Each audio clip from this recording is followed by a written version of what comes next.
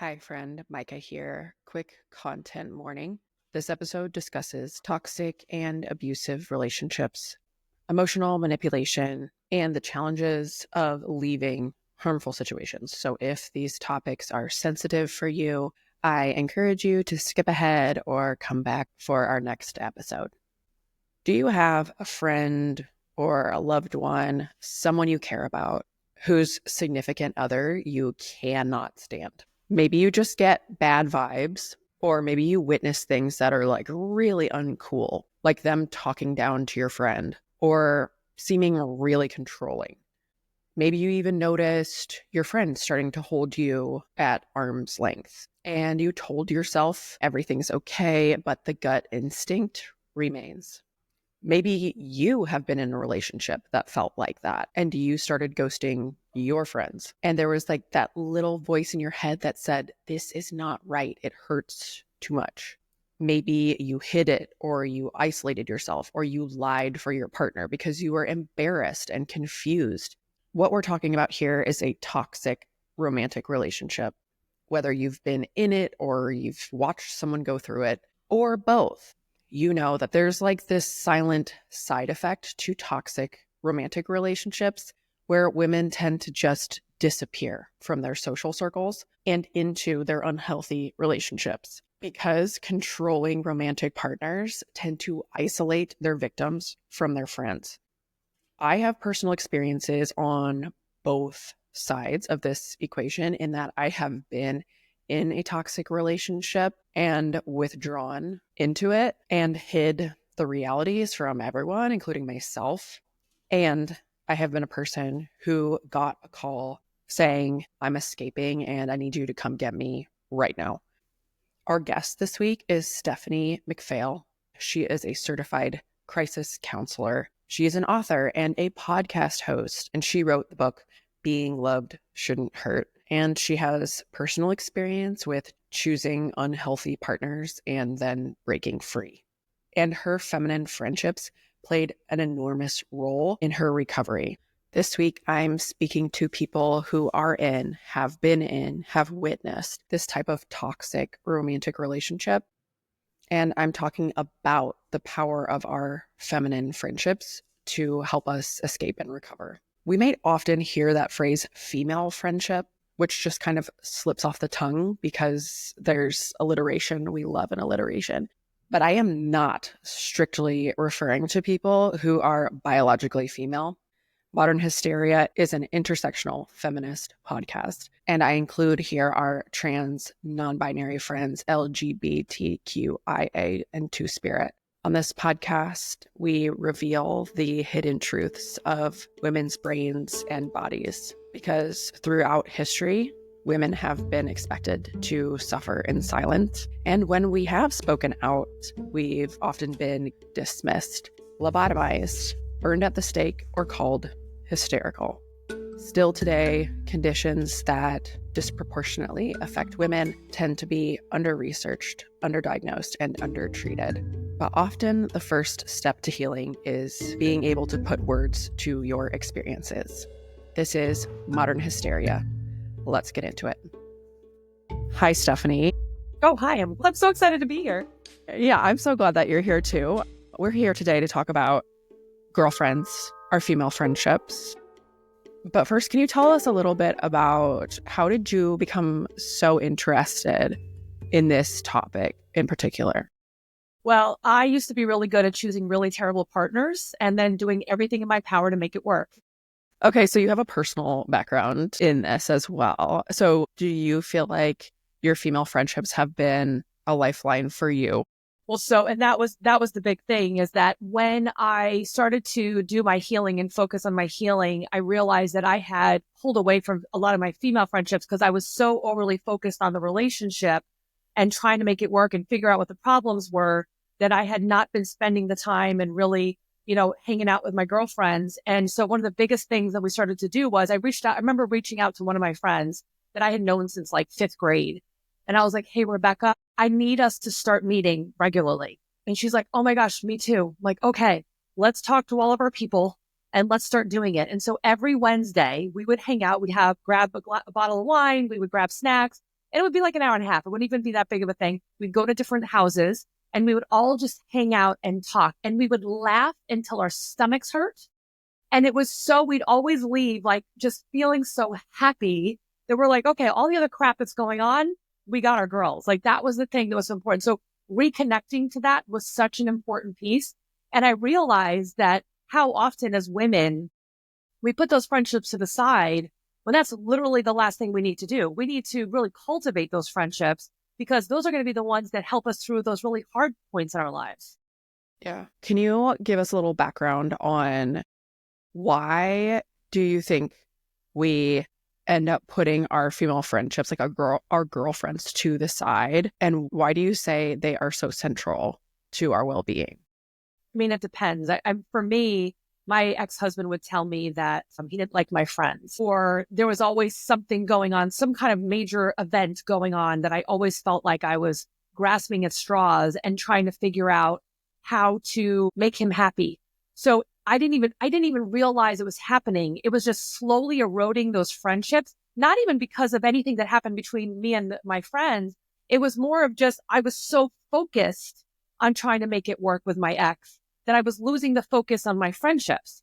And so it was lack of balance. And I really, like when I coach people, I want you to have balance in your life, like in all different areas of your life. And one of them is obviously your social health, which is your friendships. And so I would get fixated on fixing the relationship, reading about it, trying to figure out what the problems were. And because I was so into that issue, I was letting everything else go. And then when I would hang out with I had 2 or 3 friends that I was very close with, and my ex would always give me a reason why he didn't like them. There was something about them that he didn't like. They were trouble. They were, starting problems. But the reality is that he didn't like them because they didn't like him because of how he was treating me. That's why he didn't like them. He wanted to keep them away because they were telling me that I didn't deserve that, and he didn't want them to say that. And I was getting sucked right into it. Is this something that you hear from clientele? Yeah. In fact, when somebody asks me, what do you really do with clients? I say, well, number one, I help them make friends. And it's such a simple thing, but so important because of the fact that they get sucked into this relationship and losing their friendships. And also too, some of the friendships that they might have might also not be very healthy.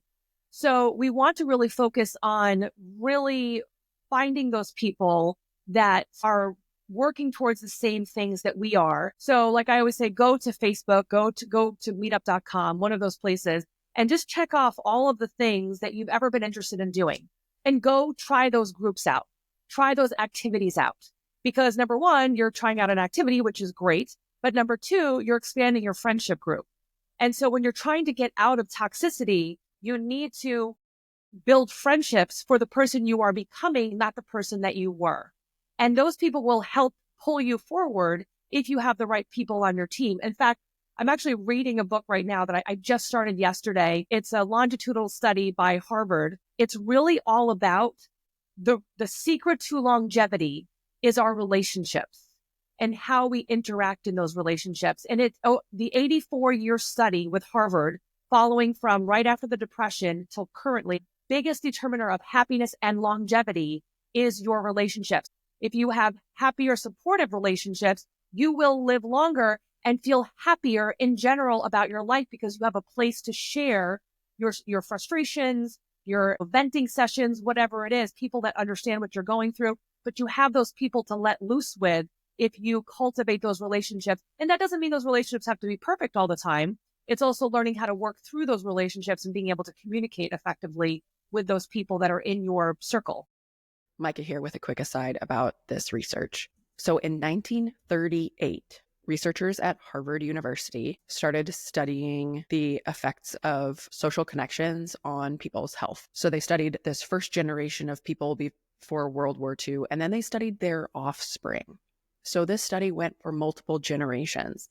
Eventually, they decided, maybe we should include the wives of these participants as well. But it was really only done on men for the first 40-ish years. Robert Waldinger, a researcher at Massachusetts General Hospital, published this research with Harvard, and he found that positive relationships protect people from life's discontents. actually helps to delay mental and physical decline as we age and predicts better, happier, longer lives, better than social class, IQ, or genetics. This line of research suggested later that marital satisfaction actually has a protective effect on us as well. We tend to feel less emotional and physical pain the more satisfied we are in our romantic relationships, even when we get into our 80s and beyond. That is fascinating. And it can't be all that surprising for those of us who do have really good girlfriends that's one of the most important determinants for our long-term health, because we have those like belly laughs. We feel seen, we feel heard. I think also too is that our partner should not be our end all be all. It's not healthy to have that. You have to have your own life outside of it. And so, a lot of times too with clients where they jump right in, like they're single and they have all their fun with their friends and then they get into a relationship and they disappear. We all know people like that. Some of us have been those people. But the problem with that is that your partner is not going to be everything. There's going to be things that they don't enjoy doing. And I always give this example. I love camping. I love being outdoors. That's the type of person that I am. My husband, not so much. He's a glamper. Like he'll go and like a little fancy thing. That's not really his thing. I have a few choices there. I can not go camping. I'm going to be resentful. I can only go at certain times if he's feeling like it. I would probably also be resentful. Or I can go with my friends and create those camping trips whenever I want and go with people that are excited about doing it and have a great time. So obviously I choose choice 3. So that's for camping. Like whatever it is for you, what are those things that you can find in other people that you would not find in your partner? And so really having those relationships around support you in that you don't put all of your time and energy into your partner, because that's a little overwhelming too. Like get your own life and then you can come back and share stories. So it ends up being healthier for you also. You get a little break, you get to go do the things that you like, and you got something new to talk about. Absolutely. And the camping is a great example. And I love how you said, and at the end, we'll circle back to like, how do we take action in making strong female friendships? But like, if camping and outdoors is part of your identity, then it really serves us to have people who are also aligned in that. And like, we don't want to be making sacrificing parts of our identity. So can you set the stage a little bit, Stephanie, when it feels like if you're the type of person who gets in a relationship and then ghosts all your girlfriends, then you're like in between your partner with whom you're in a toxic relationship and then like your friends, and you feel torn. Am I getting that right? Like, what does the dynamic look like? And then, so the dynamic is really, when I was with my toxic ex, there was also a time where I had my friends that started to see what was going on, even though I didn't fully tell them how bad it was till like after it was over, and they were shocked because I was so embarrassed and quiet about it. But they would tell me things that they had witnessed that they were not comfortable with. And instead of being like, you're right, even though part of me did say that, the other part wanted me to stick up for them, for the ex-husband. I wanted to stick up for him. So it was like this weird place to be in where it was good to hear that he wasn't good for me, but it was also, he's my husband and I need to stick up for him. And maybe he's right. And I shouldn't be around these people because they're making me not want to be around him. Like, and again, it's like, it's your own thing, but then the exes will manipulate those things too, to make us really believe, like maybe because it's gaslighting, right? I could hear with another aside because I want to define gaslighting. This is a manipulation tactic that's common in abusive relationships that makes victims doubt their own reality. And we touched on this in season 1, episode 11 about narcissistic abuse, and medical gaslighting in season 1, episode 12 about pelvic floor dysfunction. Gaslighting helps abusers maintain control over their partners, because it makes the victim feel confused and helpless and insecure and powerless. Like, am I just crazy? Gaslighting might look like denying that events actually happened, twisting the truth, blaming you for their bad behavior, or making you question your memory. If you have been gaslit by someone, you might question your own reality, second guess yourself all the time, apologize even when you haven't done anything wrong. You might rely on your partner to tell you what's true, and you might feel like you're walking on eggshells all the time. Gaslighting really erodes our self-trust and our self-confidence, because you're like, I can't trust my emotions anymore. And this creates this cycle of doubt and then going to your partner for reassurance and validation, and then doubting yourself and then needing more reassurance and validation from the person who gaslit you. Just a callback to episode 11 about narcissistic abuse. What I found in the literature is similar to what Serene Leeds said about her experience with narcissistic abuse and gaslighting, that journaling really helped her because it maintained her experiences. So she could literally look back in her journal and recall events and remember what happened without someone else coloring her experience. Okay, back to the episode.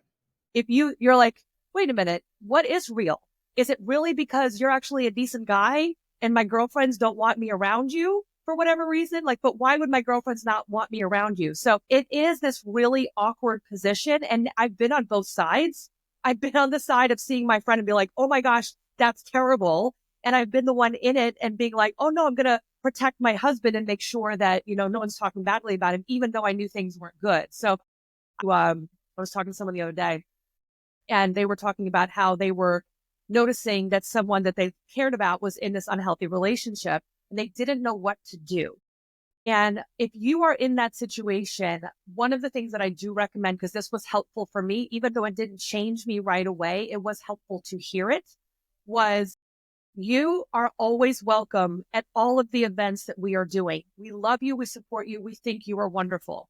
But your that now ex is not invited because he brings drama and he brings discomfort around the rest of us. So you do whatever you need to do. We love you. We will always support you, but he is not allowed.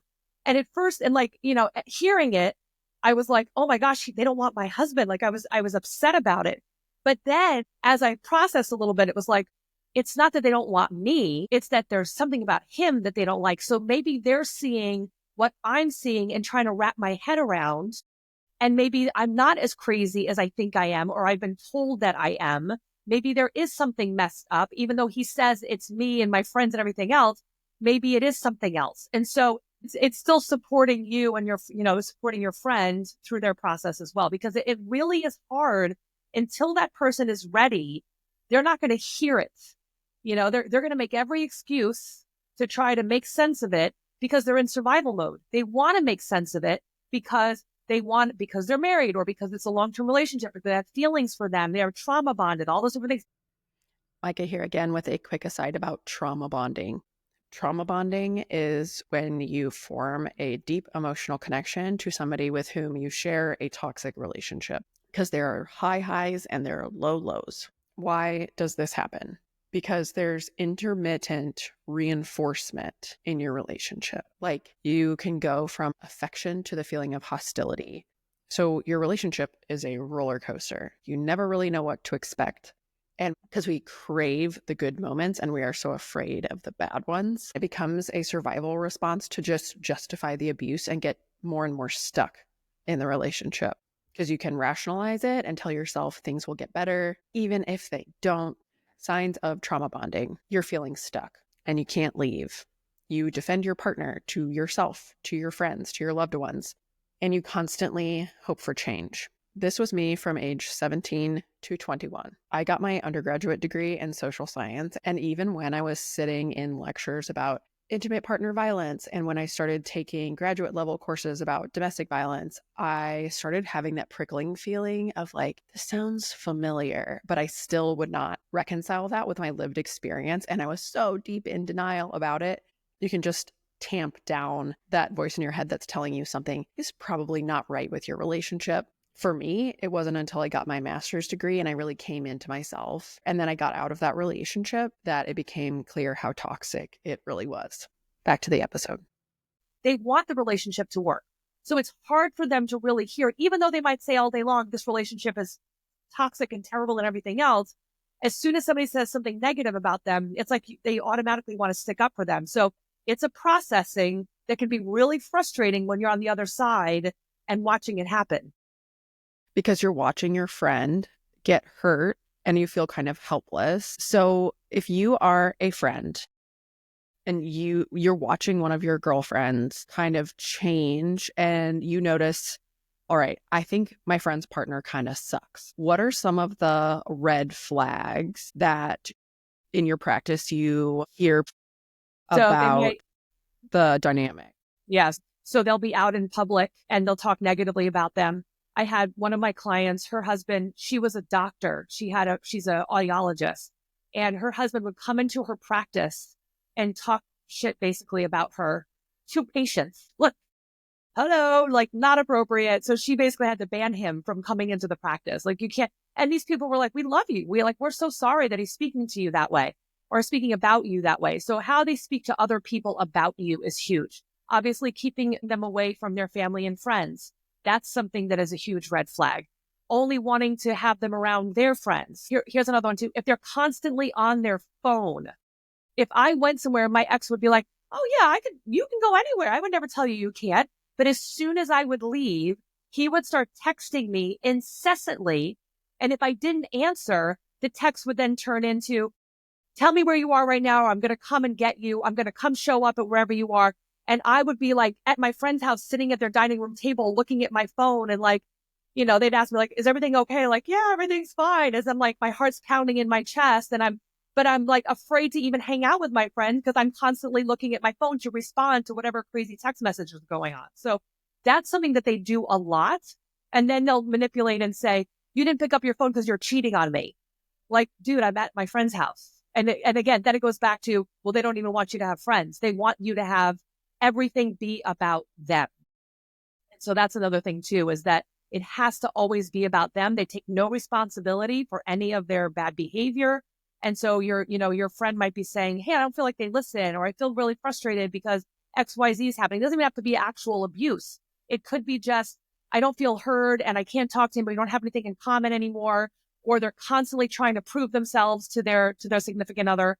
All of those things would be, some signs that things are not working very well. Okay, so if we're that third party and we are seeing our friend and their relationship display those red flags, we might feel torn.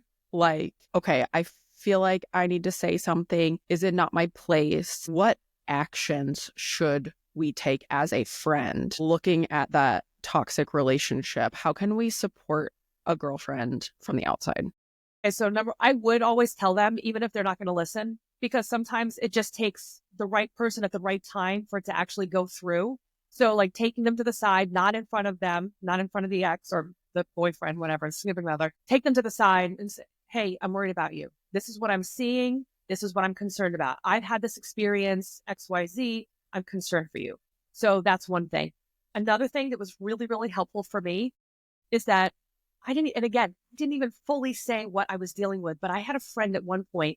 She also had been in some unhealthy relationships, and she just came up to me. Like we were at a bar, like we were all girlfriends. We were hanging out, and she could tell that I was like nervous about checking my phone and whatever. And she comes over to me and she goes, listen, I want you to know that if you ever need a place to stay, my home is always available to you. And I was like, yeah. She was like, yeah. She's like, he wouldn't know to come to my house because you and I don't hang out a lot, but it's always available to you. And so, it brings tears to my eyes because I needed to hear that. And when I actually did decide to leave, she was the one that I called and said, were you serious about that? And she said, absolutely. And I said, can I be there tomorrow? She said, yes. And I stayed at her house for like 4 months on her pullout couch. And it was life-saving because my problem is that every time I would kick him out, he would make every excuse to stay. And then it would just end up starting all over again because he's still here. And I fall back into trying to people please and take care of him. I had to leave. So leaving allowed the relationship to finally end. Had I not done that, I would have probably stayed stuck. So something that simple and really mean it. Like, you are welcome at my house to get out if you need me. That would be an amazing gift to share. So even if in the moment you think your friend might be like, what are you talking about? Because what was going on in your mind when your friend first said that to you, like in the moment? Well, in a moment, I was like, how does she know? Right away, there's like the embarrassment, right? And the shame and the guilt and all that other stuff. I'm a professional woman. I have degrees. Like, I'm doing very well for myself. I'm the one who takes care of everybody else. How can she tell that things are really not so great? Like, there was a little bit of this like raw moment of like, oh gosh, how can she, is it that bad that she can tell? So there was all of those feelings at the time, but there was also a feeling of relief and there's a possibility for something else. It gave me hope. in the moment.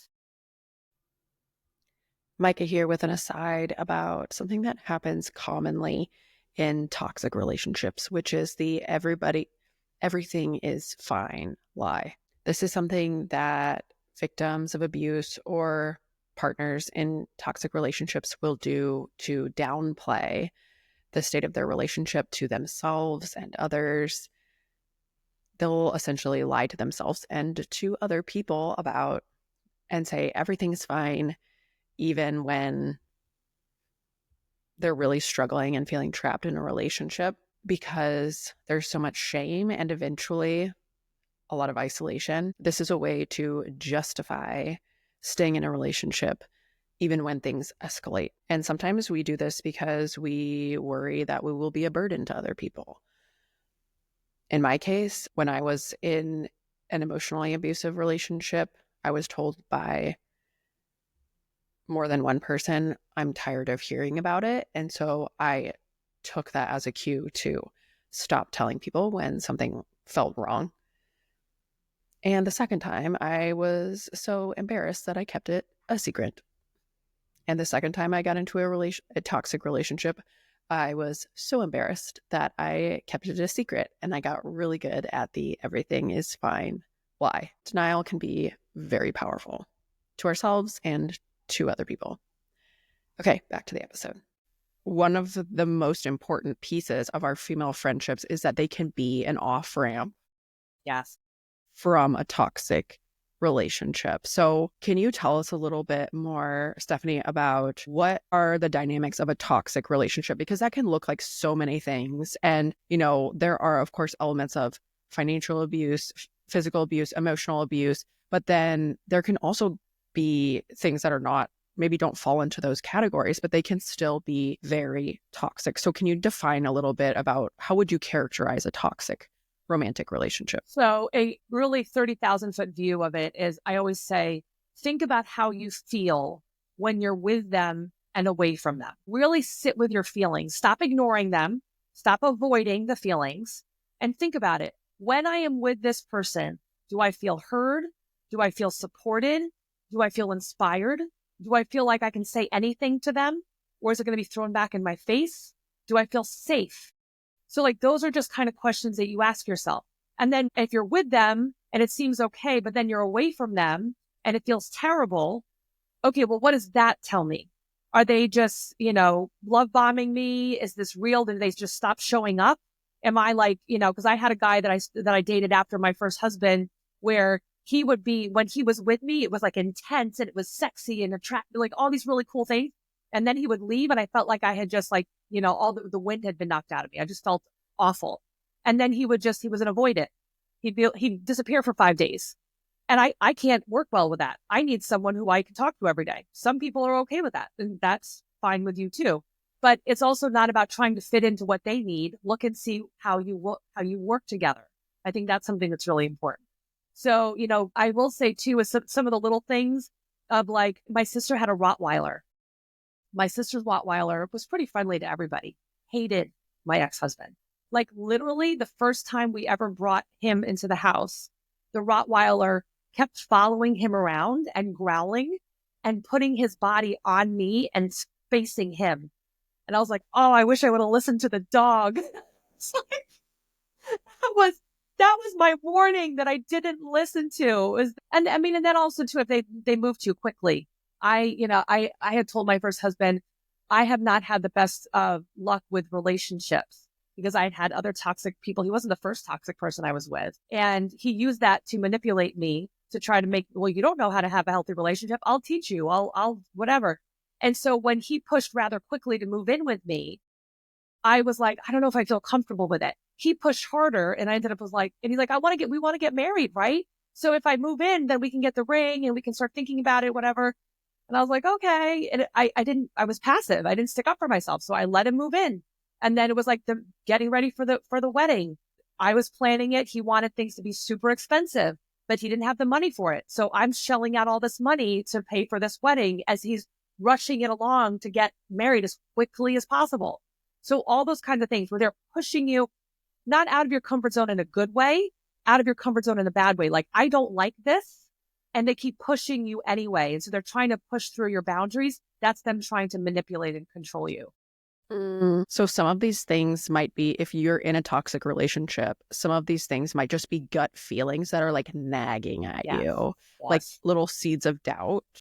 The whisper. There's a whisper. The whisper. I mean, I knew, like looking back, even at the time, I knew that I shouldn't marry that. I shouldn't have married him. I knew it. There was all of these feelings, all of these little like warnings inside of me that I shouldn't.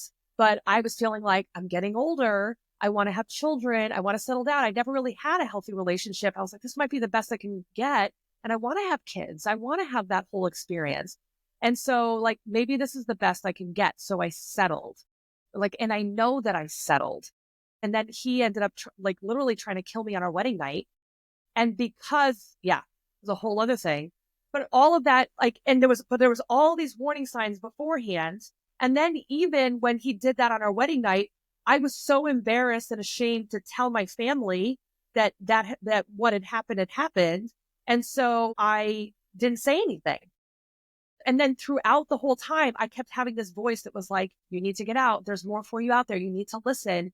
And I was like, quiet down, little voice. I don't want to listen to you. I want to, I want to try to make this work. So one of the things I find is that when we stop trying to force things and allow things to be, allow them to be who they are. I was never going to make him into the man that I wanted him to be, the man that I saw the potential in. He was never, ever going to be that man. And I had to stop waiting and hoping that he would finally get it, that I would explain it in such a way that he would finally understand and stop being abusive and stop being a jerk and stop being all those things. I had to let that go. And once you let go and you allow the universe to show you who these people are, and we stop trying to pretend, we can fully let go. And then that opens up for people that are actually going to support us and inspire us and be the best versions of us. But we have to let go of what doesn't work. And there's that little voice inside of us, this universe telling you, this isn't for you. There's something better out there for you. And you have to let go of this in order to get what you deserve, which is way better than what you have right now. But it's hard to see it when you're in it. A note here, we specifically did not title this episode Abusive Relationships, because you do not have to be in a technically abusive relationship to feel deeply hurt by gaslighting and isolation and some of the other things we're talking about in this episode. And you don't thrive in toxic relationships either. But what's the difference? Not all toxic relationships are abusive, but all abusive relationships are toxic. Toxic relationships look like feeling emotionally exhausted all the time because there's constant negativity or criticism from your partner, poor communication, not resolving conflict, mismatched values, like there's not a lot of mutual respect for needs or boundaries, lots of fights, jealousy, resentment. In abusive relationships, there may be these elements, but there's also control and manipulation. Like one partner dictates what the other cannot and cannot do. Isolation, cutting off connections with loved ones, gaslighting, verbal, emotional, financial, and physical abuse. So like insults, threats, physical violence. And the relationship is very fear-based in that like you're afraid to leave. Abuse is about power, not about dysfunction.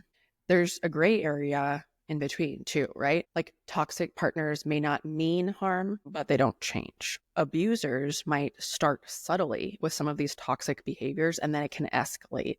And it's worth noting that all relationships have some kind of conflict and it's not black and white. Again, gray area. But a healthy, stable relationship will have these characteristics. You feel safe expressing your feelings and opinions. When you have conflict, it's not followed by fear and manipulation. You're not constantly walking on eggshells. You listen to each other. You can disagree without it turning into a fight. You make decisions together. You don't constantly need validation and reassurance. You respect each other's physical, personal space. You encourage each other. You enjoy spending time together, but you don't need to be together all the time. You have individual interests, and your happiness does not depend on just that person. Finally, your relationship adds to your life instead of consuming it. Back to the episode. So, okay, if a listener has heard the whisper, they've been in denial, they're trying to ignore the little voice that says, this is not for you, you're not in a good place, what is the first thing that you recommend they do? Hands down, get support. Like, really, I can't say anything else. I had a double master's degree. I'm a certified crisis counselor. I have a degree in psychology. I had all those things when I was in that relationship. I am a smart person. This has nothing to do with your intelligence. But the thinking that got you here is not going to be the thinking that gets you out. So you need to get somebody who's on the outside. So now, like what I do, that I would be the person to call. Like, hey, I don't know what's going on, but I think that something's not right. And I think I need to end this relationship. I just don't know how to do it. I need the follow through. I need the accountability, whatever. So get that support, get your team together.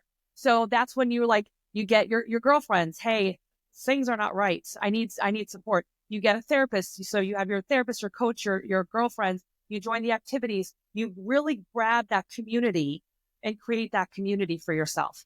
Micah here because I really want to tell you about the Tend and Befriend model. This is a model proposed by researcher Shelley Taylor in the year 2000, and it explains why traditional stress research was almost always done on the fight or flight response, which you've probably heard of. And we know that for decades, most medical research was done almost exclusively on men. Taylor and colleagues proposed that women tend to respond to stress through social bonding and caregiving behaviors, which they called Tend and Befriend.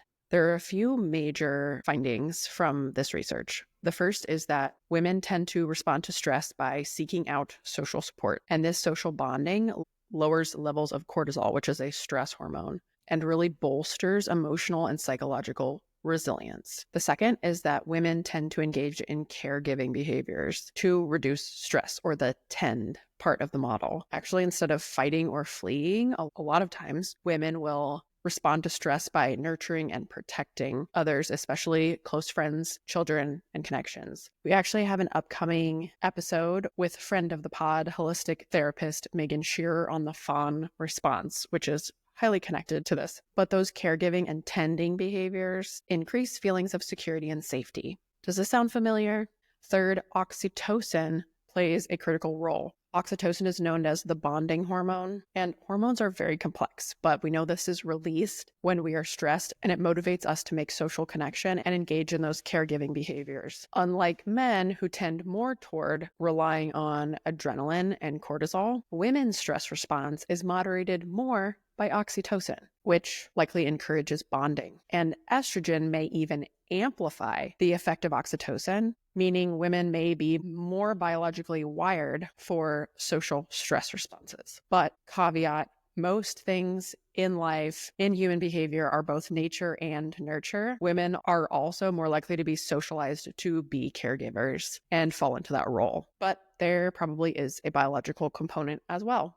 This is scientific validation for something many of us probably already intuited, which is that girlfriends are good for our health, and they help us survive and thrive no matter what relationships we're in. But we actually know that good girlfriends can be an intervention in a very stressful, toxic relationships. This explains why women who have really strong social ties, like with their girlfriends, are more likely to leave and survive abusive and toxic relationships. Female friendships reduce isolation and increase emotional resilience. And social support really helps victims recognize that what they are experiencing is abuse, because their friends give them perspective and can validate those experiences. And finally, when you have good girlfriends, you also know that you probably have a safe place to go when you're ready to leave. Okay, back to the episode. But the worst mistake you can make is saying, I'll figure it out on my own. If you right now are in your research mode, because we all go through that mode, you're in your research mode and you've become the expert where you watch all the self-help videos, the self-help books, you're getting all these different things, get out of your own way, girl. That's going to keep you stuck. And where somebody on the outside who's been there, done that, and come out of the other side, they're going to be able to point out where you're making the same mistakes. So it was until I ended up in the hospital with a sprained ankle after all of these horrible things happening to me, because I could figure it out on my own. I ended up in the hospital and I heard a voice that said, you need to be your own knight in shining armor. You can't continue doing this. And I realized that didn't mean that I had to figure it out on my own, because I had done that. I needed to come up with people that knew more than me.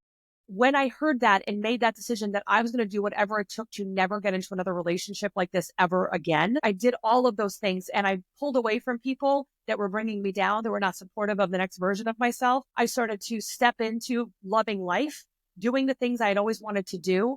And like, I traveled cross country. I had more positive friends. I started being creative. And I always say it feels like when you start taking those steps in the right direction for yourself, it's like you got a new pair of glasses and now everything is more clear. And you're like, holy crap, this is the world. This is what it looks like.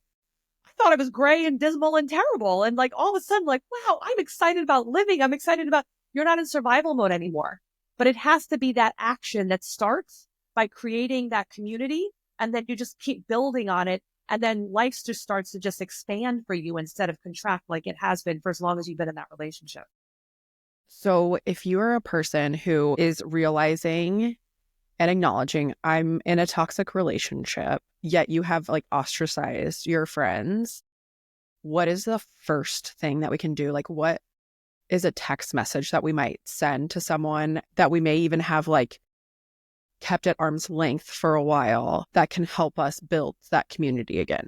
So, I mean, a great message to any of the people that have been in your circle before, think about those positive people, the ones that maybe are also single or they're in relationships that are really great. You want to be around people that are positive in this kind of situation, but reach out to them and say, hey, I'm sorry that I have lost touch with you. I would love to reconnect. Like you can start something just as simple as that and reach out to a few people. Like, hey, I'm wondering if we can get together for coffee. I'm sorry that I've been, MIA. I'd love to get together and hang out. Start with something as simple as that. You don't have to all of the stuff that's going on, but like just reconnect, just go sit and hang out somewhere, just have girl time. So like, just start there. But then the other thing really is go and join some activities. Like if you're religious, go to church. If you are into camping, find a group that goes camping. Like if you're into, art, go to some art classes, but you have to start expanding your support system. And so that's by rekindling those past friendships, but also looking at how you can start new friendships as well. So can you walk us through what the steps might be to like engage a new community? You said like get on Facebook or get on Meetup. Like how do you walk people through expanding their circle exactly? Well, so, expanding your circle, making friends is really the same as it was when we were 5. Like I have a 9-year-old and a 6-year-old. We take them to the park. They go to the park and they're like, hey, you want to be friends? You want to play? And they're like, yeah, sure. And then they're playing and having a great time. They're best friends. Like, I made a new friend today. And they're all excited. It's literally the same thing. You go to a meetup, you go to an art class, and you take a few classes. There's one person in there that you tend to gravitate a little bit more towards. And you say, hey, do you want to go get coffee after class today? And they're like, sure, why not? Or I can't because I got something else. Like, okay, well, let's do it a different time. You have to be the one to make the first move. One of the worst mistakes we make is think that someone's going to come after us and go start that first step of creating a friendship. Other people want to make friends too. They just don't do it. They're afraid to because they're afraid, what if the person says no? What if they don't really like me or whatever? Try it. I have found that most people are really excited to go and hang out and make new friends and meet new people. So don't be the one that sits and waits for someone to come and make the first move. You go out and do it. But it just takes the conversation. I mean, I was at the gym. I moved from New York to Texas. And so one of the things that I did was I followed all the things that I say when I moved here. And I created a whole new group of amazing, wonderful friends that I do everything with. I have to have my girls, right? So I did that. And I started that process before I even moved here by joining a group that Women Who Hike Houston, because I live in the Houston area. So I had all these people that had similar interests. These are wonderful, amazing women that love to be outdoors, whatever. So that was the first group that I joined. And then I did a post in some of my local groups and said, hey, who would like to come with me and do a dress up party and then go bar hopping? And they're like, okay. I met like 10 women that are literally the people I still hang out with. They are all still interested in the same things because I always say, let your weirdo flag fly. Be you authentically. Whatever weird things, like go be those things and go say those things. In fact, I even did a post. I was like, hey, I'm like a hippie at heart. I have a business. I have 2 kids, blah, blah, blah, like listed all these things. Who wants to hang out with me?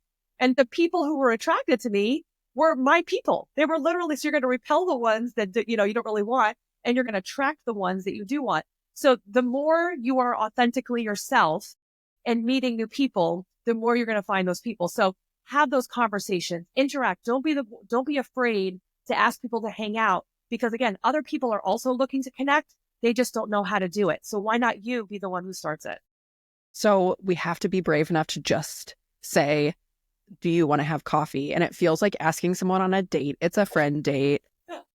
I've moved a lot and I'm self-employed. And so I've had to like go through this many times, once in Texas and Wyoming, and now I'm in Montana. And it's like, I validate that it can be hard and awkward to like move to the next level with a friend. And so I just want to like acknowledge that that can be kind of awkward. But no, you're saying that everybody wants to connect. It's just that we're like all sitting there nervous to make the first move. And practice, just practice.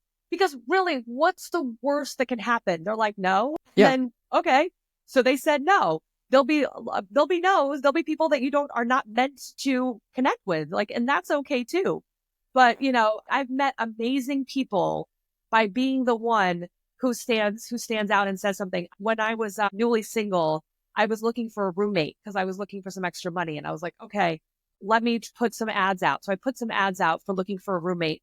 And I met this girl that came to my house, and she was awesome. Like, she was getting her PhD. She was like super smart, super fun. We had a lot of similarities and whatever. And when she left, I sent her a message and I was like, listen, even if it doesn't work out to move in together, we should still hang out. Like, you were awesome and I enjoy spending time with you. And she messaged me back and she was like, okay, I didn't want to sound weird, but I was thinking exactly the same thing. So yes, I would love to do that. So she never moved in. And we've now, I think it's like, 15 years. We've been friends ever since. All I had to do was send that message. So, and she could have been like, well, no, I'm just looking to, be in my PhD or whatever. I'd be like, okay, cool. I wouldn't have been offended because it's not about me, like, okay, that's fine. But she was all excited that I was the one who said it. And we've been friends ever since. And I have a lot of stories of those kinds with friendships. And I love how you said like framing it around a common interest, because that also helps, like, if you're kind of taking inventory of yourself and you're like, what kind of stuff makes me feel like me? What do I enjoy doing for myself in this new chapter or like current chapter of my life? Using that as a jumping off point feels so healthy. And like, what a way to advocate for yourself and like build your circle around people who have similar values. That's a great jumping off point. Yeah, it's a great starting point. And when you're in that rediscovery phase, and I call it the rebuild phase, you should be trying a bunch of different things. So like, do you actually really like, I don't know, football? Or did you only watch it because your ex watched it? Or do you really like, I don't know, art stuff, but maybe you've never tried it before. So like, just try all the things you've ever thought were even slightly interesting. Just go try them. And then I always say, like, go try it. Then when you come back, rate it. Like 1 to 10, this was amazing. I can't wait to do it again. Maybe I would do it, but, I'm not sure if I liked it. Or, oh my God, that was terrible. I never, ever want to do that again. And start tuning into yourself, and do that even with the people that you meet. How do I feel when I am doing this thing or with this person? And retune into yourself to see how you feel. And it's okay if you don't like it, or if you're not feeling the person. That's okay too. Yeah. So this might feel so uncomfortable, because especially if you're like a people pleaser and you're someone who puts other people before yourself, you may never have had this time in your life where you like go discover things that you like. Yeah. But the side effect of this is that if you practice this in friendships, then you'll be able to do it in romantic relationships. Because I was a people pleaser in relationships too. I didn't want to end things because I didn't want to let them down, because I felt bad for them, like all these things. But the reality is that the sooner you end what's toxic, the sooner you can step into what is not. So, dragging it out for 5 years because you're afraid to speak up for yourself is not healthy. So learning how to speak up so that you can say it, like, stop avoiding the discomfort, say it now, do it right away so that you can move on. Don't avoid the discomfort, because then you just prolong it. Jump in. Yeah. Both feet. That feels like very much a common thread through this conversation. So Stephanie, I have one more serious question, and then I want to ask you what's in your bag. So if we are, again, a third party and we're watching a friend navigate and maybe like ghost everybody while they're in a toxic relationship, we talked about how you can offer kind of like the on-ramp. Like if you ever need a place to stay, you know, the door's open. That's a big statement. What are some other little actionable things that we can do as a friend to support someone who's in a toxic relationship? So just call and check in, send messages. Hey, I was thinking about you. It doesn't have to be offering your house, especially if you have kids and maybe you're worried about bringing that into your house, which I totally understand also. It's not wrong to not want that in your house, but just the checking in, because they're in survival mode. They're not able to think straight enough to even message you probably. Or they're thinking everyone doesn't like me because their ex is saying that, or their significant other is saying that. You know, so just checking in, hey, I was thinking about you, or hey, I had a funny memory of something that we did, or, you know, something like that. It doesn't even have to be a phone call, but just a little message letting them know every once in a while. I mean, I had one of my friends, I just remember at one point, she would check in on me like once every few weeks, sometimes like once a month. It wasn't even a lot. And again, she just had an inkling that something wasn't right. She would just call, just say hi. And it was just a regular old conversation. And I remember at one point thinking to myself, I wonder if she'll just stop calling me because I feel so uncomfortable with like pretending that I'm okay. And like after everything went down and I was telling her, I was like, I just kind of almost wanted you to not call me because I felt like I was living a lie. She's like, I know, but I wasn't going to stop. I was going to keep checking in. I was going to remind you that I was here. That gets me choked up. Yeah. Yeah. Love means, at least this is what I've learned in the past few years, love means showing up for somebody unconditionally. And yeah, it could just be something so small like sending a text every few weeks and you're like, just thinking of you, because you could be, as a friend, like that thread. And I've been on both sides of this. I've been the person who someone called when they said I need out, and I've been ready to sleep in my car and had to go. And I took someone up on their offer to stay with them. And so like being on both sides, that's like really powerful. It seems like such a small thing. Stephanie, to wrap up here, I want to know what is in your bag. Can you tell us? So this is going to be kind of a longer answer, but it is so funny. When you said that you were going to ask me this question, I was like, oh, this like shows like trauma, childhood trauma. So I don't own a bag. I literally don't own one. Me and my sisters, none of us own a bag. And this is why we don't. Because when we were younger, my mom would be going to church. We would be going to a family, whatever. And my mom would have us all go in the car. And then once we were all in the car, she'd be like, I forgot my bag. And she'd go back into the house and she'd look for it for sometimes 15, 20 minutes, half hour, where we're sweating to death or freezing to death, whatever the temperatures were. And we would all be like, I hate this freaking bag. Like, I hate bags. And it was like 2 or 3 years ago, we said something about like a bag. And I was like, I like them. I just don't have one. And all of us said the same thing. I was like, ooh, that's a shared trauma. That is so interesting. Okay. So no bag. No bag. Okay. No bag. If I have to have something because I don't have pockets, I have like this little tiny thing that literally just holds my cell phone, my lipstick, and my wallet. Like that's all that's in there. If I have anything, it's like a satchel. But yeah, I don't own a bag. Okay. I love that. That's not an answer I've had on the show so far. And it is so insightful that you know why and that you can see it's a common thread with your sisters. And I love that you travel light. You're like keeping it simple. I'm ready to go. I'm always ready to go. I love that. Stephanie, thank you so much for sharing your insights today. What is the best way for listeners to continue to learn from you?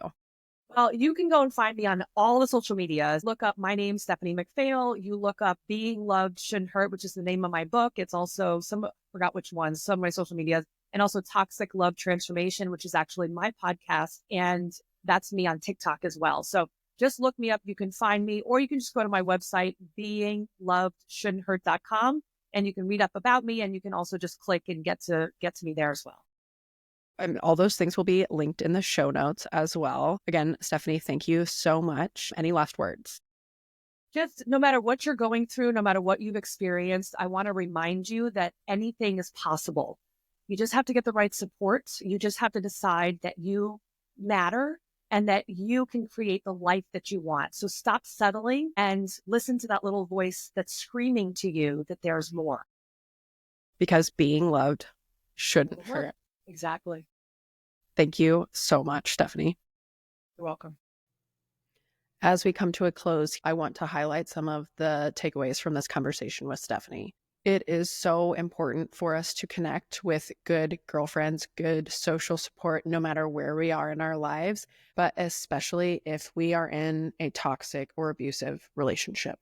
Easier said than done, but there are ways to reconnect with people even after you've been isolated and to reach out and make new friendships, like Stephanie noted, to reach out to people after how to reach out to people after ghosting them. You can send a text or an email as simple as, "Hey, I'm so sorry I disappeared, but I would love to reconnect." And if those old friends have faded, it is possible to make new ones. And if you're nervous about it, know that mostly everybody else is too, and they're just waiting for you to make the first move. If you think you are in a toxic relationship, listen to the whisper. Listen to your gut instinct. Start reconnecting with one friend today. Send that message, send that DM, send that email, and seek external support. If possible, find a therapist, a crisis counselor, someone like Stephanie, or a women's group where you know you can find more solid footing. And if your loved one or a friend is in a toxic relationship, you can still support them from the outside. Keep the door open. Even if you say something like, "You are always welcome." Check in regularly, even if they pull away, even if you don't get a response. And maybe offer a safe exit plan, even if you don't think they will take you up on it. If you ever need a safe place to stay, my door is open. Like Stephanie said, being loved shouldn't hurt. If this really resonates, follow Stephanie on Instagram at Being Loved Shouldn't Hurt. Check out her podcast linked in the show notes and her book, Being Loved Shouldn't Hurt. As always, I so appreciate your 5-star ratings, your reviews, and sharing these episodes when they really hit home. Leaving an abusive relationship is not as simple as just leaving. It's dangerous and it's complex and it requires social support, a network, the village, or girlfriends can mean the difference between survival and returning to abuse. Till next time, this is Micah Larson with Modern Hysteria. Take care of yourself.